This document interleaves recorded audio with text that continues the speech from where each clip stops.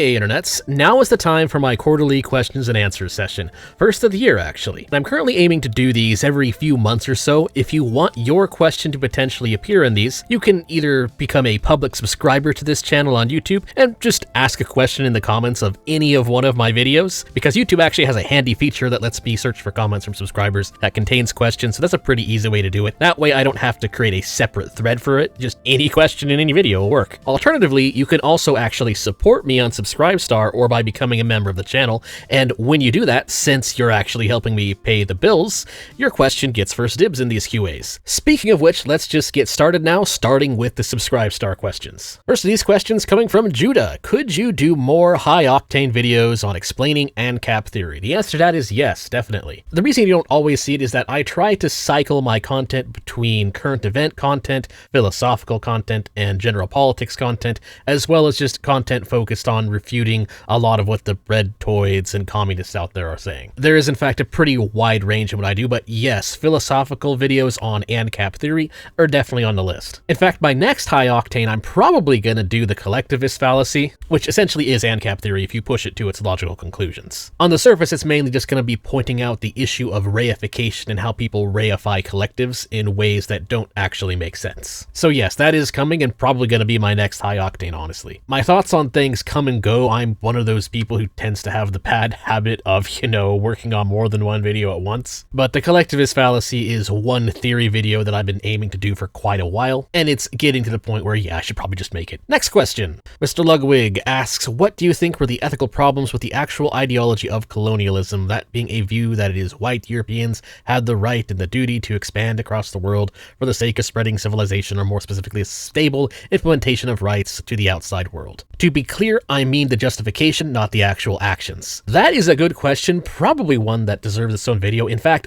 colonialism is actually a video slated for the video variety. And to those of you somewhat new to this channel, my videos are the ones where I do kind of silly Fumo-esque animations to try and explain a complex topic in a video anywhere between 6 to 15 minutes long, using animated Fumos. And yeah, the general gist of it is that colonialism, the problem with it, and a lot of people don't understand, and this is where a lot of leftists whining about it comes from, is yes, there were things in colonialism that were genuinely bad, like intentionally poisoning natives. Not a good thing to do, obviously. However, what a lot of people don't want to accept is that colonialism is really just kind of what logically happens when you have immigrants coming from a group that is disproportionately more advanced than the group that is already living in the place that they are immigrating to. That's it. That's all colonialism really is. It is just high IQ immigration in mass. Yes, it does have an irritating statist element to it because the people who are immigrating usually still have loyalty to the state that they're coming from. Again, that's another part of it that is bad.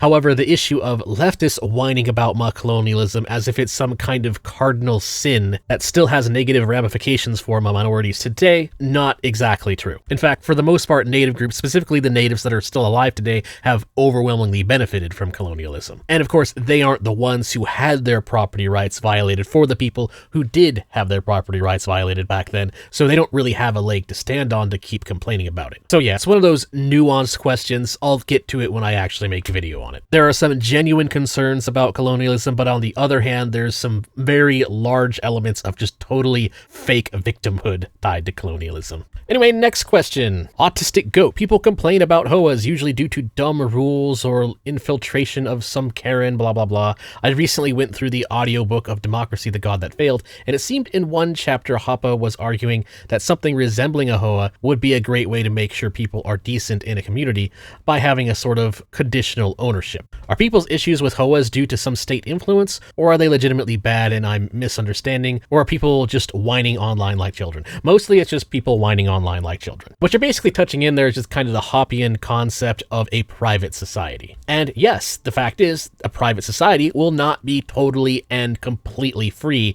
in that you can just do whatever you want, no rules, LMAO. There will still be rules in it. I've kind of stated this in my video on anarchism and why the leftist takes on anarchism don't really totally makes sense. When it comes to Ancapistan, there will still be rules in Ancapistan. The difference is people have to actually agree to those rules in order to live there. People will want to live there. And to some degree, yes, HOAs do have those rules that are designed to make their community look a certain way. And that is a form of private law. The real issue is actually kind of a second or third order effect in this case. Housing, specifically in the United States, but really pretty much everywhere in the world, is very difficult to afford. There's a serious housing affordability crisis caused by a lack of supply, and that lack of supply is largely due to ridiculous zoning restrictions. And because of that, a lot of people these days, when they get into a HOA, they don't really want to get into that HOA. They don't actually want to be a member of that homeowners association. It's just that's the house that they can afford. However, even considering that, the homeowners associations are not as bad as the state. It's actually an example of how you can have rules and how you can have a nice, orderly community without the need of a non-productive class. Next question, Grass Farmer, regarding the abortion topic. Oh boy, the abortion question. Would you at some point consider do a video on evictionism? I think your non-libertarian viewers would benefit from hearing a breakdown between abortion, eviction, and traditional pro-life views. Yes, I probably should do a video on that. It is in the video pile. I have a lot of thoughts written down on it and already recorded even about it. It's one of those things I think of doing and consider doing, and it just kind of, part of it gets done and then it gets thrown into other projects. But yeah, it is another one of those things I'll probably get to when there isn't something else to do in current events or something like that. Because you're right, it is something people can benefit from hearing because it's one of those interesting, unique libertarian takes on something that just happens to kind of sound like a compromise when it's really not a compromise. It just happens to be the libertarian position is a position that seems like it's between what Democrats and Republicans want. But the thing is, it's really not. The real view from a libertarian stance is that what the Democrats want in terms of abortion is really the pro-death position. Evictionism is less of a compromise in saying, hey, this was the correct way to do it. You should allow a woman to have an abortion, but she should be required to actually care about the life of a child. You're free to evict the baby, but you cannot kill the baby. And so thus, if you have a live baby capable of flourishing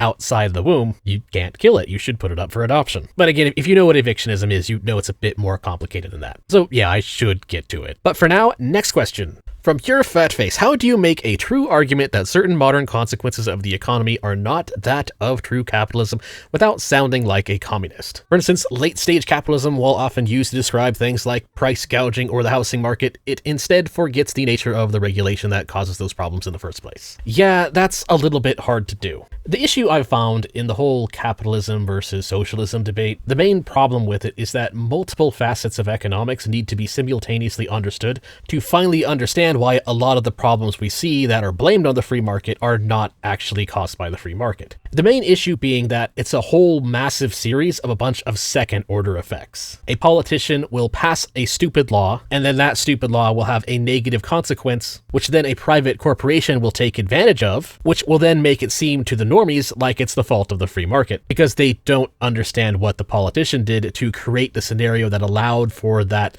niche in the market to exist in the first place. I think about how to explain that to people all the time in a way that is simple, and there really isn't a good answer to it. It kind of just requires you to not be dumb, and unfortunately a lot of people are kind of dumb. And so you kind of have to tackle it on a case-by-case basis. On specific things that people complain about in the free market, you have to explain how it came to be. Like a good one being OnlyFans, for example. A lot of people think that that kind of toxicity and degeneracy is caused entirely by the free market, and so then you get pushback about that from right-wing collectivists. However, they don't realize that the state of OnlyFans is really just due to the male loneliness epidemic, which was caused by politicians passing a bunch of stupid feminista laws, which has made society largely genocentric. But the thing is, again, that's a very complex topic. If I were to really go into it, it would require a full 30-minute video. It is genuinely hard to compact that into a simple argument that the normies can actually understand, and believe me, I think about it all the time how to do that. It is unfortunately not an easy one. If there was a very easy answer, if there was just some kind of instant one-liner gotcha, then communism wouldn't be nearly as popular as it is. Next question, now getting into the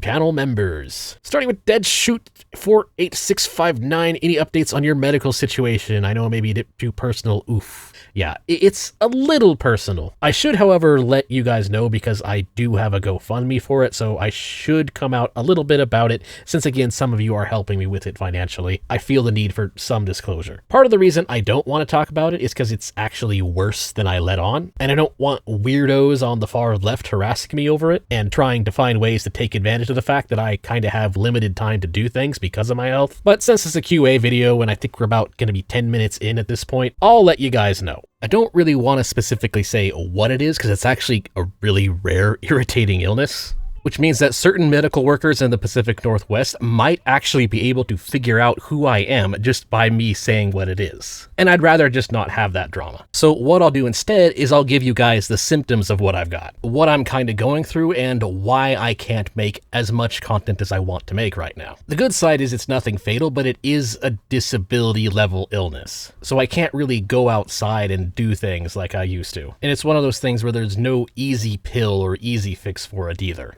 It sucks. It hurts a lot. I can't always do things. I'm limited in the amount of time per day that I can spend upright. I will fortunately be getting some treatment for it, some injections to help me out. But yeah, it's an issue that causes a lot of symptoms because when it gets really bad, it feels like someone is trying to pry my head off. It's not fun at all. And I'm kind of irritated at the FDA over it actually because it's one of those things that would be a lot easier to spot and treat if it was not for their meddling. It's one of those things where in order to get a real diagnosis for it and understand the problem and start getting a treatment for it, you almost have to go out of pocket because there just aren't really any FDA approved treatments for it. There are treatments for it and there's proof that it works, but it's irritatingly expensive. Now, the good news though for you guys would be that it's not cancer. So it's one of those things where it doesn't kill you. So it's not like I'm just going to suddenly stop making videos and just be dead. It could be worse, but it still sucks. It qualifies as a disabling chronic illness, and it forces me to choose how I spend my time very wisely. It's actually the reason why you haven't really seen me appear on anybody else's podcast, or why I haven't started a podcast of my own, or done many appearances on other channels in general. That's why it may seem to some people like my channel has been in maintenance mode for the last year or so. So yeah, it sucks, but it could be worse, so I'll just move on to the next question. From BE8141, how are libertarians supposed to usher in the true free market era when the central banking globalists have monopolized currency to an oppressive degree? That is a good question. That's actually one of the big reasons why major mainline libertarians, one of the things we say is that you need to abolish the Fed, because the banking system we have and the way we currently function and how our monetary system is effectively just completely rigged is largely due to the fact that pretty much every country has a state-enforced central banking system. And those banking systems are based on fraudulent lending practices that don't actually make any sense and don't actually represent what money really is. And honestly, the most annoying thing about it, the real kicker of it all, is that when you try to explain this to a bog standard conservative, the ones complaining about the global elite bankers, and you say, okay, abolish the Fed, their response is, oh, that's unrealistic. You can't abolish the Fed. That'll collapse the economy. No, it will not collapse the economy. It'll prevent the elites from constantly rigging the system. You do not need the Fed. Look at Bitcoin. Look at Monero. People are perfectly capable of coming up with monetary systems and attributing value to them. Especially these days, we have the technology to track the value in real time. We do not need the Fed at all. Completely out of date. You arguably didn't need the Fed then, and you definitely don't need the Fed now. All of the arguments for it have been rendered technically obsolete anyways, though. And what it currently does is it allows the elites to gain information on monetary policy before anybody else knows about it, fraudulently set interest rates, and then they get to make their move before everybody else, thus maintaining control of society. But anyway, TLDR, abolish the Fed. It is by far one of the most sinister tools of the non-productive parasite class. Next question. In terms of libertarian thinking, how do you ensure that the employees of a corporation are treated well without unions and government regulations? I'm sure there's something that can be done, but I'm not sure exactly what. And then Jeff Hamilton tried to answer this for me, actually. I can answer this question quite easily. Unions are actually perfectly fine and actually very useful. Yes, this is true. It's important for people to understand this. This is a common straw man coming from communists when they talk about us annoying free marketeer libertarians. We aren't actually against unions. There's nothing in libertarian theory that would say that unions violate the NAP. The problem is that the way a lot of unions operate is that they gain certain privileges from the state, such as being able to force workers into their union even if they don't want the deal, or that they can force corporations to do certain things based purely on state laws and not because of any kind of collective bargaining. But collective bargaining in general, there's nothing wrong with it. For all the workers who have skill X to get together and say, we will not work applying our skill X to your job unless we are paid a minimum amount and given a certain amount of compensation for for whatever, be it healthcare or some other kind of benefits, retirement funds, etc., 401k, etc. There's nothing wrong with that. But another answer is remembering that the big reason why we have a lot of monopolies is that they are unnatural monopolies. They're caused by government regulation. And so when you get rid of that, you actually end up with a much larger number of corporations and private organizations and companies and whatnot, which also makes it easier for people to be self-employed, which thus increases the labor market availability for certain jobs to exist. And so thus, by pure laws of supply and demand, a lot of workers are given additional powers just from that alone. They'll be able to bargain for more money because there's less workers willing to work their jobs, period. Since without market capture regulations designed to lower the competition in the market, it creates more market opportunity for more ways for people to earn money, period. And so in addition to unions, that's just another way that workers gain power. Next question, would children in Hopville, TM, that's a funny way of putting private societies, be safer from human trafficking than in a typical state-run society? A concern I often hear about letting capitalism do its thing is that the human trafficking industry has hundreds of billions of dollars flowing through it annually, and it seems like the only ones fighting the traffickers are governments. So yes, that is kind of true. The only people fighting the traffickers often, it seems, are governments. But the problem is that's kind of because they make it illegal for other people to fight against them. That's actually one of the issues with security. A lot of times the government bans a lot of that stuff under the label of calling it vigilanteism. But really, this is just the same question as the normal question of Ancapistan. Who will fight for the rights of the people? If it's not the government providing security, who will provide security? And the answer is you'll just have private security doing the same thing. However, one thing that helps you out in addition to specifically the issue of human trafficking and children getting kidnapped is that in a full Ancapistan victory society, in a hypothetical futuristic version of that, one of the big things is that the court system largely runs entirely on the nap. These days, if parents paid a private organization to hunt down and essentially flay child predators in order to get their child back who's been kidnapped by them, the governments of today would generally not allow that. It'd be hard to find the jury to convict them, but it would be very much outside the law. However, private courts based on the NAP would actually have a higher chance of allowing that to fly, because child trafficking is one of the most evil and aggressive things you can possibly do. And so in private courts, how they would actually work, there wouldn't be a very long list of things that parents would not be allowed to do in order to get their child back. That's the main reason why slavery in general wouldn't really be a thing in a hypothetical Ancapistan that actually follows the theory. If you have been forced into involuntary servitude, then either you or someone on your behalf effectively has the right to do what is necessary to break you out of that servitude. And just due to the general nature of human trafficking, that generally can very often include the justification for deadly force. Next question, from Carlson Ray Withers 3368. Linux distro reveal so we can roast you in the comments. Oh boy, so yeah, I'm using actually Pop! OS 24. Yes, I am using the Cosmic Desktop. You may roast me. I mean, I figured I'd give it a try. System 76 actually has a pretty strong incentive to make this distro work and to make their new Cosmic Desktop environment they've created be an actual really good functioning distro, especially for people who like gaming and need to use it for content creation, so pretty much me.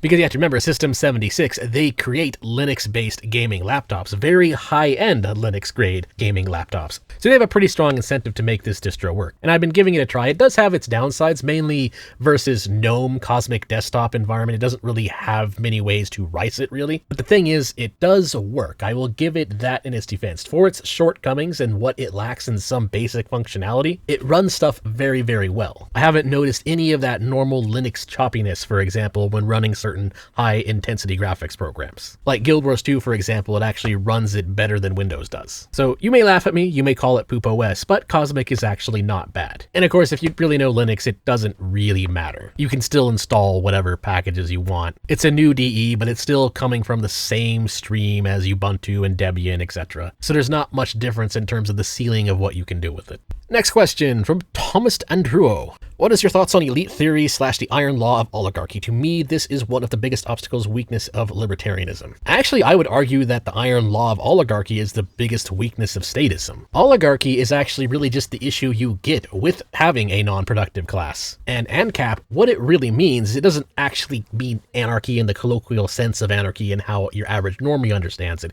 It does make sense to call it anarchy in the way that libertarian theory considers it. But what it really means is just the abolition of the non-productive class. It gets rid of the idea that people can use force to get what they want in the economy, and we just kind of accept the fact that there's a major corporation known as the state that is allowed to do that, and just effectively have Stockholm Syndrome in regards to it. It's actually one of the biggest walls towards understanding what ANCAP theory actually is. Because admittedly, it sounds very counterintuitive. You would think, wait, ANCAPistan, that just means that it's oligarchy automatically. Wouldn't that just mean that corporations automatically get to decide everything? But ironically enough, it's actually not so much the problem of the market that causes oligarchy, but rather it's actually the problem that you're allowing unaccountable bureaucrats to exist that cause the problems of oligarchy. And so as long as you allow this non-productive parasite class to exist, you're gonna have elites gunning for that position because it's an easy position for them to fill. I mean, if you can get away with not being accountable for your actions, then it is a very easy grift to go for. Hence why so many elites go for it. It's an easy way to the top. Because as long as you can get your foot in the door of being a member of that class, you're pretty much set for life. Or for a TLDR explanation of that, if you watched my video on Epstein, I linked a pretty good article on Mises that explains this in a bit more detail, where it asks the question, why are our elites so terrible? And the answer is because the current status quo allows elites to get away with a lifestyle structured around a business system where they are actively encouraged to be terrible. Next question, long one here, that's kind of multiple questions in one.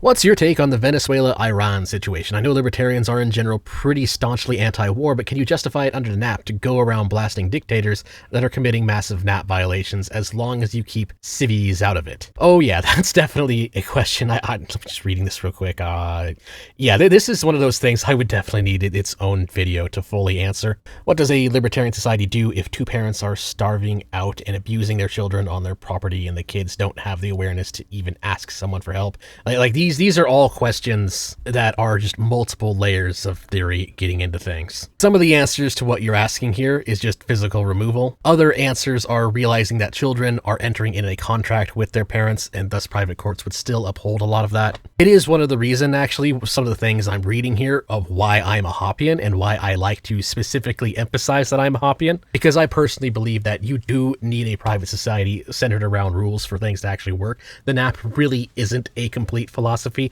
It is a complete sense in how you can have objective morality, but there is more to it than that. But on the question of war, a big reason why a lot of us libertarians take an anti-war stance is just because the military-industrial complex has a history of multiple problems. For one, they have lied about pretty much every single war, period. That's just an issue.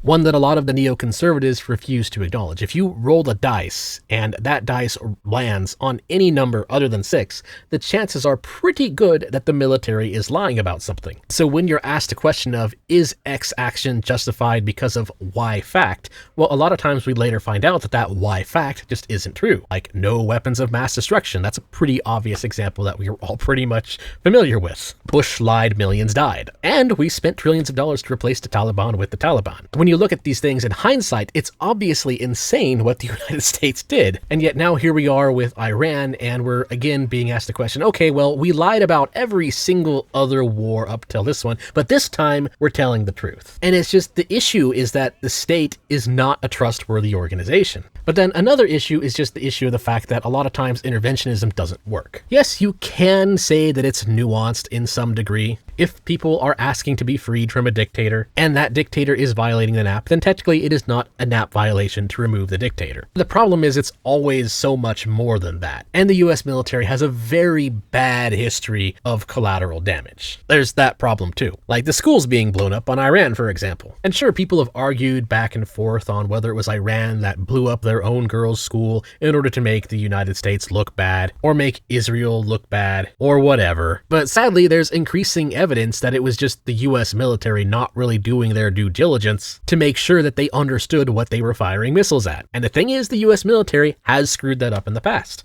And neo-conservatives hate it when we libertarians point that out. But anyway, I gotta move on to get to more questions for this. So next question from Storm the Gates. Where do you meet women who want families when you live in/near a very blue area? So there's a few answers for that. One is you can just take the red pill path and focus on self-improvement. So that way you'll be the one choosing between women. But sadly, there's no easy answer to that. I mean, if you're a religious person, you can kind of go to church and there's often singles groups at churches. But really, a lot of dating problems just come down to self-worth and value. If I could give the best dating advice I possibly could give to someone for finding a lifelong partner, specifically a man finding an actual decent woman in this day and age, I would say think about what is making you feel like you can't get the woman that you want and focus on fixing that. Like, for example, if you're poor and the fact that you're poor makes you feel like you're not worth the woman you want, well, guess what? That's gonna hurt your confidence, and women are very, very, very good at picking that up. It'll come across as extremely creepy to them. And so you have to fix that first. If you feel like there's some aspect of your life that you could fix and you just haven't fixed it, you either need to fix it or just get over it, because a lot of it really is just a confidence trick. If you become the man that is genuinely worth the woman that you want, it is still possible to find that woman. Or for a longer but shorter answer, go watch OMAS. Go watch channels like that answer those questions in a bit more depth. It's not easy, but it's possible. Next question, what TV show, movie, or anime depicts ANCAP the best, if any? None to my knowledge really get it right, because the thing is, a lot of ANCAP theory is really just Mises Caucus libertarian theory, which is kind of complex and most people don't actually know about it or understand it, especially not people working in the media. It is unfortunately kind of a fringe theory that not many people are fully well versed in, so nothing really follows it to a T. There's a few libertarian authors out there, however, who kind of get it, but not really. So the closest thing would probably be perhaps anime that makes isekai anime, specifically the ones that showcase a sort of fantasy depiction of medieval monarchies. Because monarchy technically isn't libertarianism in the way Hoppianism would look at it, but it is closer to what it would look like than, say, modern democracy. So for example, the political system of Freeran, although it doesn't really show it very often, would probably come the closest. Next question, do you plan on making any reply videos to any of the Groyper YouTubers? Your comments have rattled their cages quite a bit. Oh yeah, I'll definitely be getting into that. I have a few follow-up videos planned to my Groyper question video, and one of them is explaining in more detail why libertarians don't really care about the JQ, which hilariously will actually just be a video about the structure of the state disguised as a JQ video. It's mostly just going to be explaining how government corruption and the structure of the system actually works, and why removing all the Jews wouldn't actually fix much. And now, to some degree, the common Groyper misunderstanding, which is that they miss the point of what I was saying, is partially my fault, because looking back on that video, I realized I spent a bit too much time on the simple nitty-gritty details of the JQ, and not enough time in my video on the libertarian answer to it. And so when it came to the point of me talking about solutions to their concerns of the JQ and how issues of the state make things worse, they didn't realize that I had already changed the subject, which caused a lot of Groypers to get very confused and think I was contradicting myself on per capita, when in reality I was already talking about the structure of the system. It's also partially their fault just due to poor English comprehension, but admittedly I didn't word it well enough. So I'll be explaining that as well. Or just a TLDR of it for those of you who still don't quite get it. The issue is really just the nature and structure of the system again. The problem with politics, if I were to simplify it really, really hard, is that we have a barrel of monkeys, or the non-productive class. People who can get what they want by forcing others to go along with it without any kind of real financial accountability, because that is just the nature of the statist system. And the issue with Groypers, and really any collectivist view of it, is that they mistakenly believe that the barrel of monkeys will be a good thing so long as we get the correct composition of monkeys in it. And so then they notice that there's more blue-haired monkeys dancing around in the barrel than what you'd expect. But the reality is, when you remove them, the question is actually just an issue of how fast will the barrel of monkeys get refilled.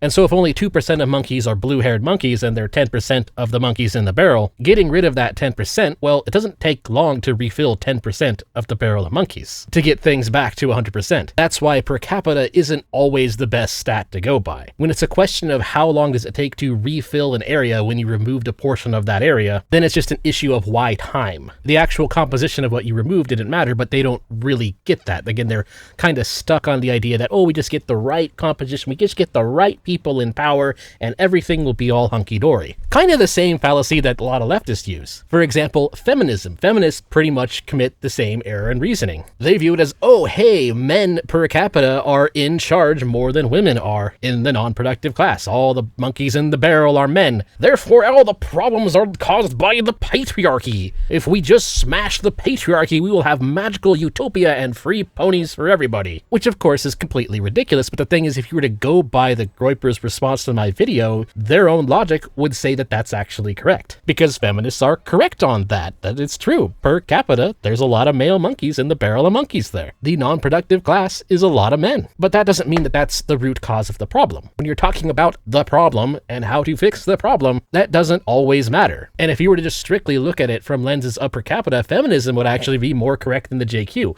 which is ridiculous because those of us who understand power dynamics and understand the structure of the system, we know that feminists don't know anything. Feminism as a philosophy, when critically examined, is probably one of the most politically ignorant philosophies you can believe in. Your average feminist understands absolutely nothing about how the world works and has absolutely no idea how to fix it. They just get latched onto the idea that per capita, it's more male monkeys in the barrel, and that's the extent of their philosophy. Now, Groiper's in the JQ, admittedly the JQ isn't quite as ridiculous in terms of the collectivist fallacy as feminism is. For instance, to be a JQer, you do legitimately have to start looking into how the structure of the system works. Like, for instance, it requires you to look into APAC and notice how it incentivizes politicians to behave a certain way. But they kind of come so close to understanding things, but get so far because they still fall flat on that collectivist fallacy. They still don't want to accept the fact that the problem is that the barrel exists, and that we have been gaslit into thinking that the barrel needs to exist, when in reality it doesn't. So yeah, spending a bit of time on that one, let's just move on to next question from Jeff Hamilton. 2 questions. When I see these, I usually just pick one at random. We'll just go with the first one. Can you please do a video on argumentation ethics?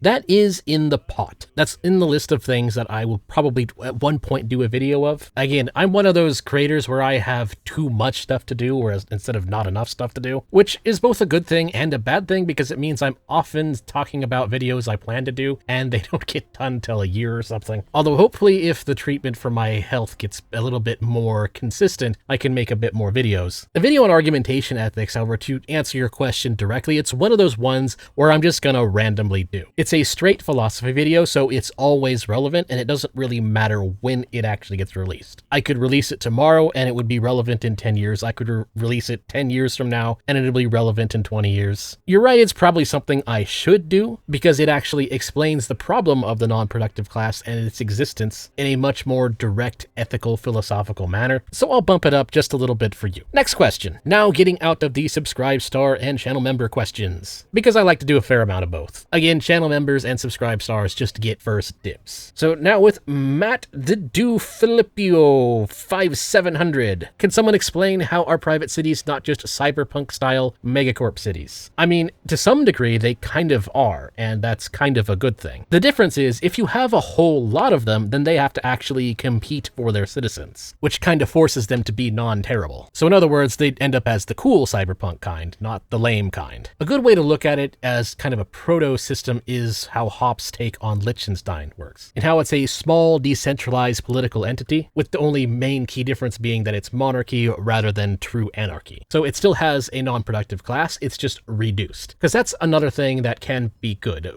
One thing that libertarians get wrong that I try to be different on is I try not to let perfect be the enemy of better. A lot of libertarians get that one off. If you have the option of not getting rid of the barrel of monkeys, or at least making the barrel smaller, sitting there crossing your arms in the room and saying getting rid of the barrel entirely is the correct solution, and so we're not going to do anything, that direction, sorry to engage in a little bit of libertarian infighting here, is a very bad direction. That's the kind of direction that makes libertarians look disconnected from reality, and why a lot of people, especially those on the more educated side of the dissident right, often don't take us seriously. We need to acknowledge that getting a smaller barrel is sometimes a good idea, not because it's the best idea, not because it's the perfect idea, but because it's the best we can do right now. And Liechtenstein is just a perfect example of how having a smaller barrel is at least a lot better. Next question from Malachi Koo. Would you ever consider making an analysis on how minimizing copyright would prevent megacorp monopolies such as Netflix buying Warner Brothers from forming? Because I don't personally see the logical connection. I could make that into a video on IP, but it's actually kind of an easy question to answer, because one of the big consequentialist, at least, problems with IP is that it actually is what specifically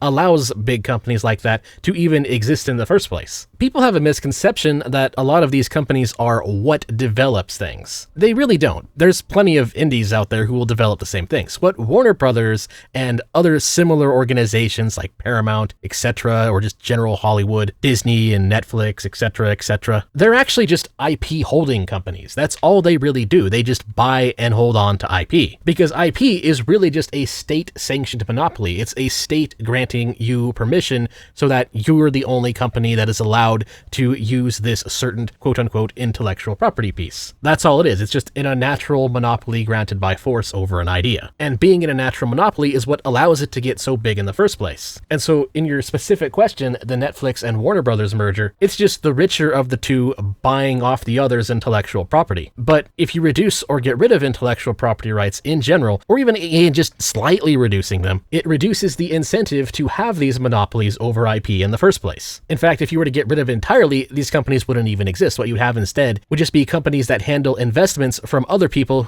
in terms of creating the media that they want. And so in a world without IP rights, GoFundMe would actually replace Netflix. And they'd probably have a whole bunch of competitors to that too. And those two companies you're talking about, they probably wouldn't even exist, really. Next question. From Endymion766, ContraPoints literally said that those closeted far-right neo-Nazis sure do like believing in their wacky conspiracy theories. I asked if believing that half of America and many Western nations being Nazis was also not a conspiracy theory, and my comment got deleted. Good job, Endy. Very good. I'm proud of you. That's less of a question, though, but it did show up in my questions when I searched for it. But to answer it and take it a bit more seriously anyways, yes, that is actually an interesting feature of the far left that a lot of people don't really talk about or even aware of these days, which is that a lot of them are actually significantly more conspiratorial than the far right. It's just that currently the cathedral, or academia plus journalism as it's put, is much more left-leaning, and so leftists are much more likely to agree with kind of just the general status quo while pretending that they're not agreeing with the status quo. However, in the cases where they disagree, they're actually extremely conspiratorial,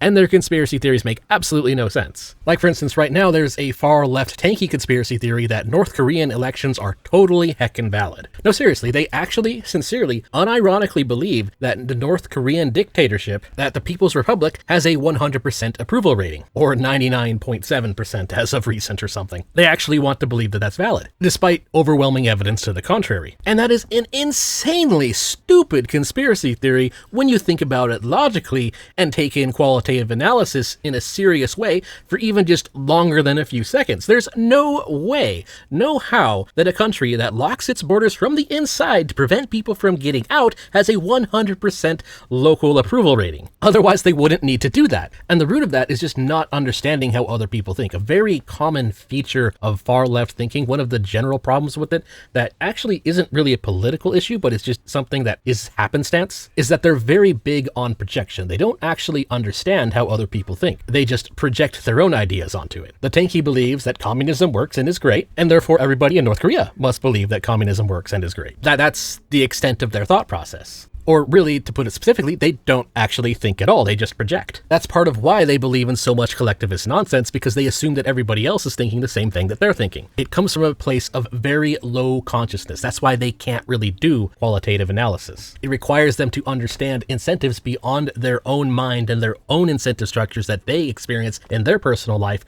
and that's just genuinely difficult for them. And so naturally they assume, oh, the only reason that someone would disagree with me is if they're a very evil, no good, mean person, literally Hitler, Nazi, and so that's how they can convince themselves that the other half of the country is literally secretly Nazis, because in their mind, they can't think of why they would think a certain way unless they were literally Hitler, and so they project their own insanity onto everybody who is disagreeing with them. It's actually kind of silly when you realize that that's a common way that leftists think. You'll start to notice it everywhere. Next question, from Hero the Wanderer. What about identity theft? That is actually a really good question. So I'm just assuming that this question is asking how, in kind of another hypothetical ANCAP question, how in a no barrel of monkey society, who will enforce identity theft? Or really, are you asking, is identity theft a violation of the NAP? And the answer is yes, it is. The reason it is because scams violate the NAP. The NAP is, I wouldn't say the NAP is a complete philosophy. It has some issues in regards to time preferences, but the NAP NAP is a lot better than a lot of general conservatives and people who want to be a libertarian but question the NAP. It is a much more complete philosophy than people who don't believe in it consider it to be. And the issue with identity theft is that as long as it's just impersonation, it's fine. But as soon as you do anything with it that is of monetary value, it becomes a scam. And the interesting thing is sometimes it's actually a scam that targets the people paying the person money. So for instance, let's say that someone copied my videos onto their channel. That alone isn't really something I care about. But let's say they create a channel elsewhere and claim to be Mentiswave, and they create a Patreon in my name, asking people to support them on Patreon, pretending to be me, and then a few people end up paying them on that fake Patreon, even though that person isn't actually me. Who are they scamming? And the answer is they're actually scamming both of us. They're scamming me in a way because they're getting money from people who would pay me to make content, but they're also actually scamming the people who are paying them, because those people are thinking that they're paying me in order to make more content, when in reality they're just paying some schmuck who's fooled them. And that is actually a scam. So that's kind of how identity theft works in Ancapistan. As soon as you start making money off of it in somebody else's name, and somebody gives you money thinking that you are somebody that you are not, then you have scammed that person. Specifically, it's actually an investment scam. They think that they're investing money into the continuation of certain content, when in reality they're not. And that is a form of fraud. And that is something that a court of libertarian law would actually view as a crime. Next question from Nothing to See 2. Who enforces the non-aggression principle? Some universal libertarian court? Yes and no. It's more like decentralized libertarian courts. The best way to understand what libertarians are going for versus how the world currently works is, I've used this analogy before, compare Kazaa or centralized servers where you download stuff to something like Bitcoin, where it's decentralized servers and trackers. Libertarian law and libertarian courts would all effectively follow the same protocol of the NAP, in the same way that Bitcoin follows torrenting protocol. They might differ a little bit in how they interpret it, but the actual basis of the philosophy is how it works, and also having that similar basis is what encourages them to work together, which is how you get a decentralized society that still works and functions, as opposed to having a bunch of different private security forces fighting amongst each other. But to answer your full question, because it is actually a complex question with a really long answer, when you start getting at least into the specifics of it, you should go ahead and read The Private Production of Defense from Hans Hermann Hoppe. That's a pretty good one that sums it up, mainly because it's not nearly as long as The Machinery of Freedom, which is another book that'll give you an idea. In fact, reading them both will give you the best idea, but Hoppe's book will at least summarize it, as well as get you to understand what libertarianism considers to be criminal behavior and how it is enforced, and how it avoids the warlord problem. I think that's really what'll answer your question. Next question from Salty Calhoun. Hopefully I'm pronouncing that right. The trans pill sounds like an interesting sci-fi concept. What would the world look like if something like that existed? Okay, yeah, and this question is in context to my trans youth video. So specifically asking, what would the world look like if you could just take a pill and immediately change biological sex, not just gender identity or something like that? So if you're actually asking that as a serious question, the world would look completely and totally different. And it would be extremely scientifically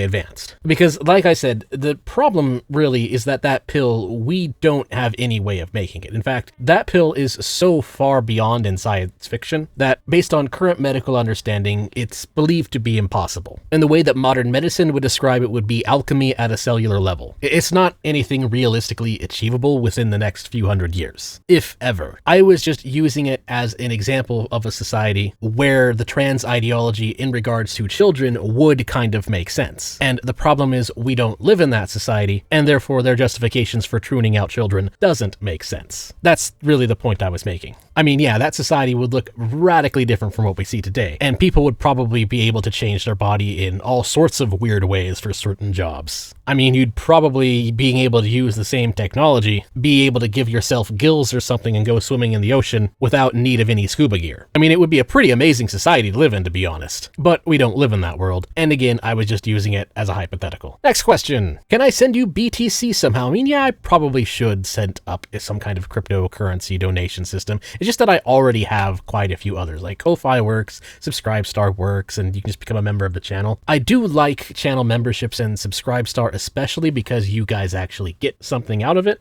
in exchange for supporting me. But I mean, yeah, I could add a Bitcoin address if enough people want to give me Bitcoin. I mean, any money I get does directly go towards allowing me to have more time on making stuff for this channel. Being Mentiswave has effectively become my main squeeze, especially since, again, I'm chronically ill and can't really go outside very much anyways. Next question from Comrade Indo. Mentiswave, will you collab with Tax Brass? You know, I've seen a couple Tax Brass videos. I can definitely tell that in some ways he may be a little bit inspired by me. I think when I'm feeling good enough, again, talking about health, if the treatments I'm going for actually work, I'm gonna restart looking into collabs and also looking into more podcasts. And yeah, Tax Brass is one of the people who I'm aware of who I would consider doing a podcast with, or just some kind of general collab. Next question from Kalan Elliott. Here's another question that wasn't addressed here, but is there a difference between someone trained to use their IQ to its maximum potential and someone who isn't? Like, say someone a well-trained 100 IQ being able to outdo someone at 110 or so. I mean, that happens all the time. IQ, again, is just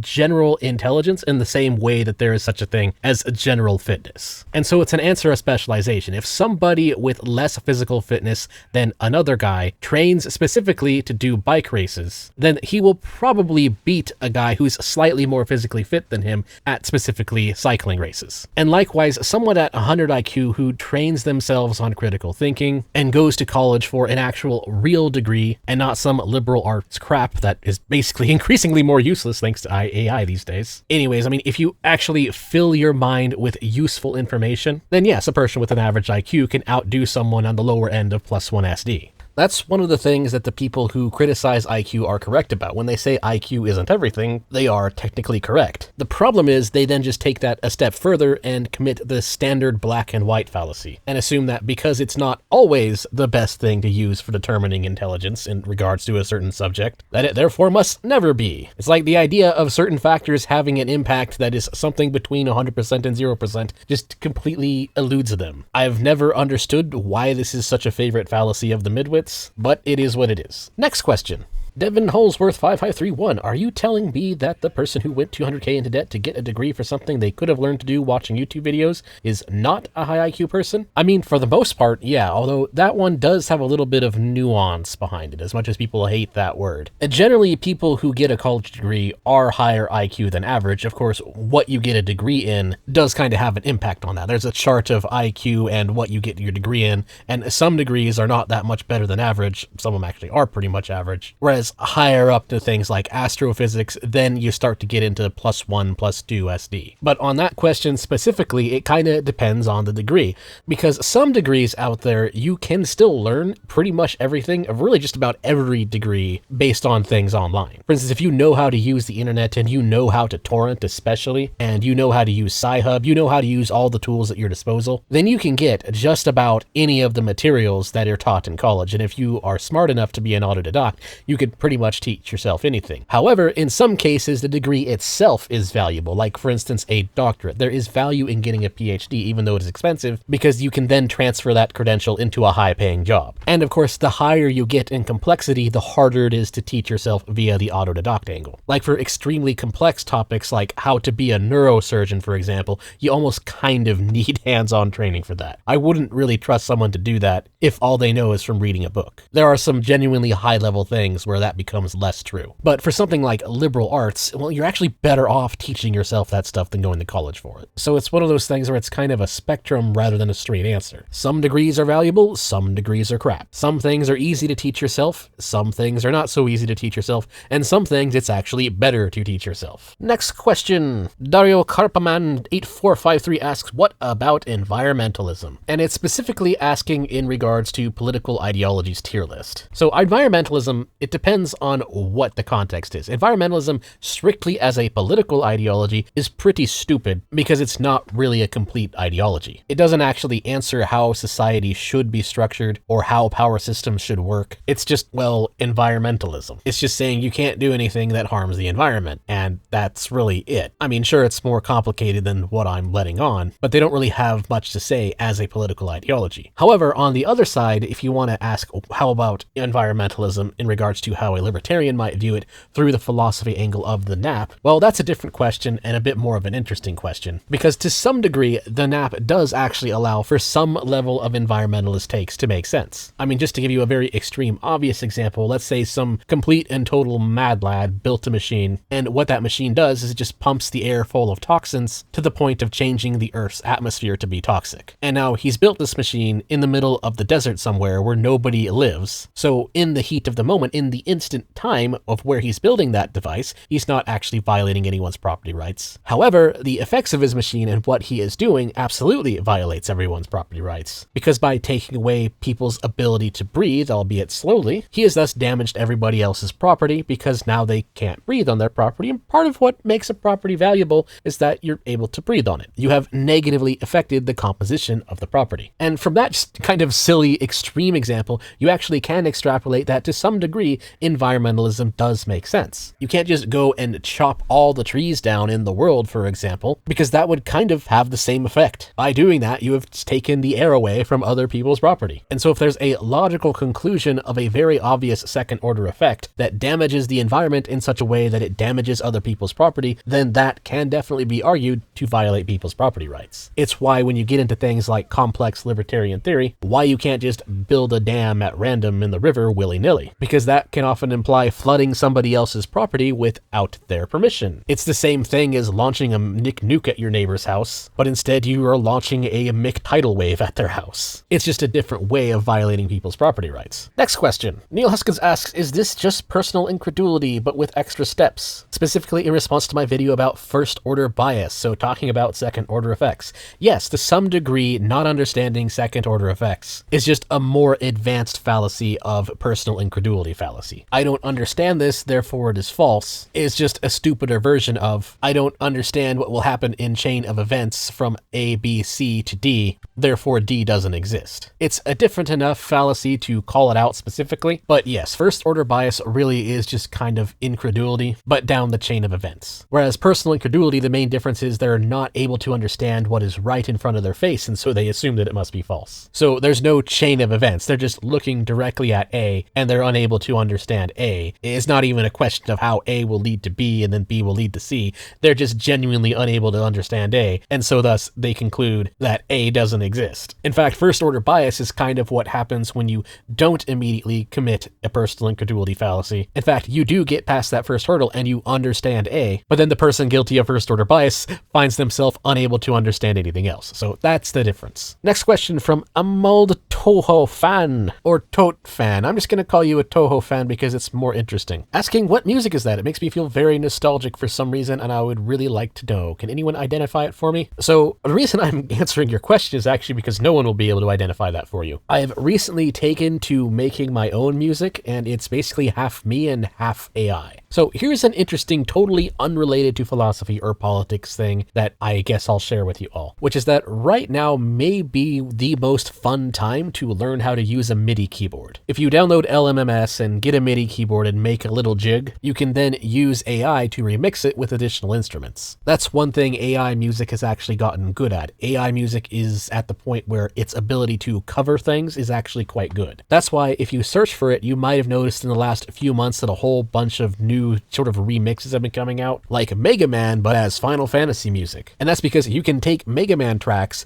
train them on a library of Final Fantasy music, and then tell AI to remix it based on those notes. Similarly, you can also just record yourself for a few minutes doing some various notes on a piano, in this case a MIDI keyboard, upload that to say Suno, and have it cover it, adding additional instruments and stuff. And so that's actually been the background music I've been using lately for a lot of my videos. It's half me, half AI actually now. Mainly because I just got tired of using YouTube studio music. A lot of it is generic, and it's honestly at the point where AI makes better music so long as you use something as an input for it. And again, the software I'm using is LMMS, but you probably know that if you know I'm using Linux. Next question, Jaden Lloyd Maldives 6789. Can you make a video refuting syndicalism? I mean, I kind of already have done that. Both my videos on refuting libertarian socialism and refuting leftist anarchy kind of touch on the same subject. I mean, I'm assuming you're meaning anarcho-syndicalism, which isn't really meaningfully different than leftist ANCOM. However, to give you a more direct and simple answer, the basic problem with anarcho-syndicalism is that it's an attempt to achieve what mutual aid societies achieve, but without any kind of meta-ethical epistemology behind it. Going back to what I said earlier, there's no actual problem with unions. The issue is when you have non-voluntary factors of unions and people being forced into them, or in other words, when unions are members themselves of the non-productive class. And what anarcho-syndicalists don't realize is that they're just replacing the state with unions, but it would still actually fall under the same concept of the state, which then kind of runs into the immediate problem that all leftist anarchist ideologies have, which is just the issue of the fact that it's self-contradictory, because their concept is that anarchy is when no hierarchies, but the very concept of a union in charge means that there is hierarchy. Unions have hierarchy. They are, in fact, a hierarchy. You can't actually get rid of that. And that's why I probably won't really bother making a specific video on specifically anarcho-syndicalism, because it's exactly the same fallacy that all anarcho-leftist ideologies have. When you realize that they don't actually have any kind of praxis to achieve the anarchy in the way that they define it, they all just kind of run into the same brick wall of reality. Next question, what if all this was real, asks, isn't denying your own IQ a prerequisite of woke? Answer to that is kind of. It's more like tabula rasa is a prerequisite of woke. Their basic logic flow is everyone's the same, everyone's equal, we're all born with the exact same abilities. Therefore, all psychological differences between humans are all entirely environmental, regardless of gender, etc., etc. And therefore, when those differences lead to an unequal outcome, then that is a cardinal sin of society, and so thus we must hold those who are successful as collectively guilty. That's kind of where the collective envy and collective guilt element comes in, and why wokeists are all pretty much engaged in attacking whoever is successful, and blaming the successful for all of society's problems. That's where you get a lot of the progressive stack lunacy in the ideology. That's where you start getting into just blatant anti-white male racism stuff. And IQ kind of presents a problem for them because it shows at the very least at an individual level, tabula rasa probably isn't the thing. It's not necessarily something that they have to deny. I have seen woketoids accept that IQ has some validity to it, but it is also very common for them to deny IQ for the same reason that they are pew warmers in the Holy Church of Equality, because it does indeed go against the holy scriptures of tabula rasa. Or,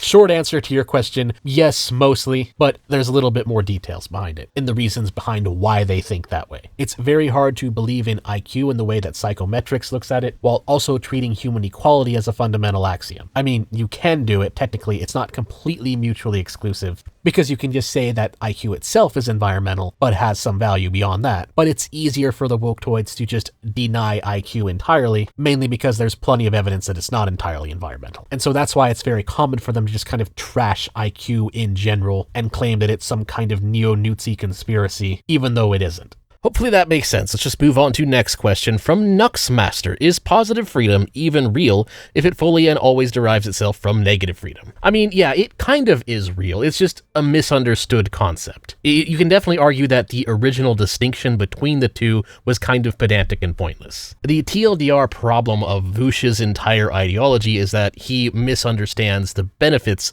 of wealth for freedom itself. When in reality, in order to enjoy the benefits of wealth, you need to have freedom in order to create wealth. Or you could say that negative freedom is the freedom to create your cake without people interfering with you creating your cake, whereas positive freedom is the freedom to eat your cake. But the thing is, you'd also have that freedom with negative freedom anyway, because that would also include the freedom of people not interfering with you as you eat your cake as well. So it's really just a failure of philosophy and rights. A lot of people seem to think that human rights are whatever they can get from the state. They think that if they can argue for it as a right, then it counts as a right, because they don't understand the difference between rights and entitlements. If it requires the labor of another, it's not a right, it's an entitlement. And that's really what the people who are obsessing over positive freedom are failing to grasp. Or they're just hiding what they actually believe, because the thing with neo-Marxists is a lot of them do know that what they're saying doesn't actually make sense, and so they just reword it in better rhetoric. Because of course, any kind of communist or socialist admitting that they believe that they have the right to someone else's labor would completely contradict themselves on the entire point that they're making in the first place when they complain about surplus labor value. So of course they can't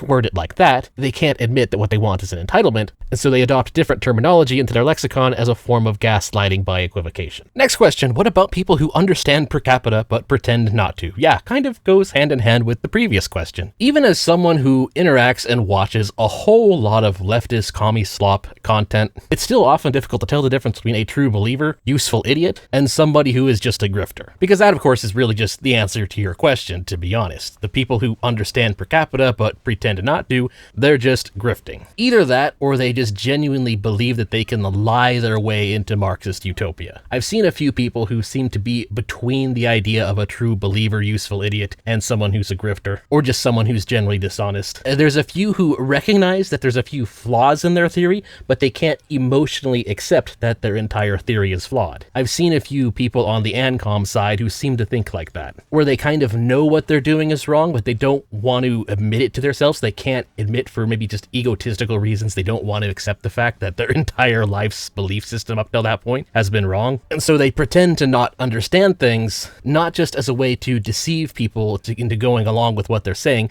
but also kind of sadly as a form of self-deception. Anyway, next question from the Arglimmer. I'm not a JQer, but seeing Ben Shapiro try to downplay the Epstein stuff is sus as fruck. I mean, my normie coworkers are up in arms over the Epstein stuff. Why isn't Ben? So yeah, the answer to that one is that one thing the Groypers get right about JQ is that they are correct that Jews, specifically Jewish elites, tend to, on average, have a very high in-group bias. And that's just a statistical fact. It's not like some kind of anti-Semitic thing. It's just a reality that they are a group that, on average, tends to report a high in-group preference. And because they're also a very small group, they have a sort of knee-jerk reaction. For instance, if I were to give any kind of genuine criticism of Jewish culture, one thing I wish a lot of Jews understood, and this is something that they could actually do to reduce the amount of JQ nonsense that goes around, is that Jews as a group need to be less easily offended by things. And the Epstein case is a perfect example of this. Because they're so easily offended, I guess you could say a little bit anxious, they view an attack on one as an attack on all, and in the case of the Epstein files, that kind of makes them look really bad, because they have this susceptibility to collective offense. And admittedly, there's some reasons behind why I can understand why they would think like that, because there are some genuinely insane actual anti-Semitic conspiracy theories going around surrounding Epstein. Like, for instance, some people thinking that all Jews are secretly involved in some kind of satanic child sacrificing cult or something like that, which of course is absurd and very unlikely to be true. But then they extrapolate that to kind of get really anxious when anybody mentions Epstein at all, specifically in the context of him being Jewish. And so they end up being afraid about talking about it anyways, and they end up, in some cases, mistakenly falling for the temptation to even be defensive of it, and they don't realize that that just makes the anti-Semitism worse. So to any Jews listening to this video, if you want to kind of reduce that amount of anti-Semitism, what you probably should do is you should consider throwing Epstein under the bus. Stop viewing that as a personal L against you, because it doesn't have to be. In fact, I think I'll end it on this question, which is, again, more of a statement than a question, but from Gabe Norman 747. What's hilarious is that the Jewish question is literally just the equity fallacy, with the only difference being it's used against Jews instead of whites, LOL. Or, as I said earlier, it's kind of similar to feminism. Feminists, very similar to JQers, will get very obsessed over who is in the barrel of monkeys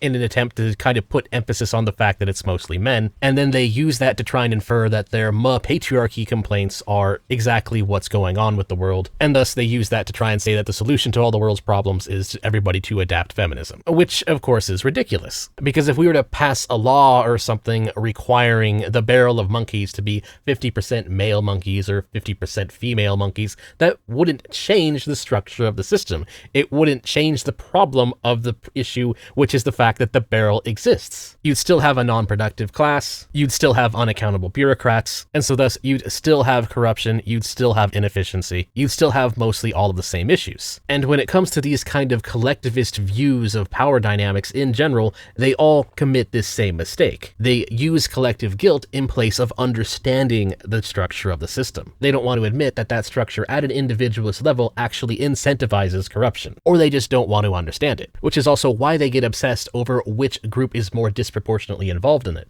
because they mistakenly think that that itself is the problem, when you can easily tell that this is not really the case by just understanding that structure and then looking at other countries that are much more homogenous but have the exact same problem, like China, for example. China does not have a disproportionately high Jewish influence or anything, but they actually suffer from significantly more corruption, even though their barrel of monkeys is almost entirely composed of Chinese. It's a very ethnically homogenous system, and yet they have the same corruption. Why? Well, because you still have the individual incentives behind how the structure structure works. So in China's case, the way their system works is that they've privatized their industry, but they've only really privatized it under the control of elite families within the Chinese government. And they've really only done that to get around the sort of economic problems of communism so that they can now have the benefits of privatization and actually caring about the economy. But it's still very largely controlled by an elite parasite class within the government who are engaged in the same backroom deals and same issue of it being a very exclusive club at the expense of Chinese people who are not members of the club and are thus forced to still live on scraps while working 12, 14, 16-hour days at the factory or something. Anyways, that's about an hour's worth of answering questions, so I think I will end it there. Please like, share, comment, subscribe, and if you want to support my content because you really like it, you can do so on Ko-Fi, Subscribestar, or by buying some merch.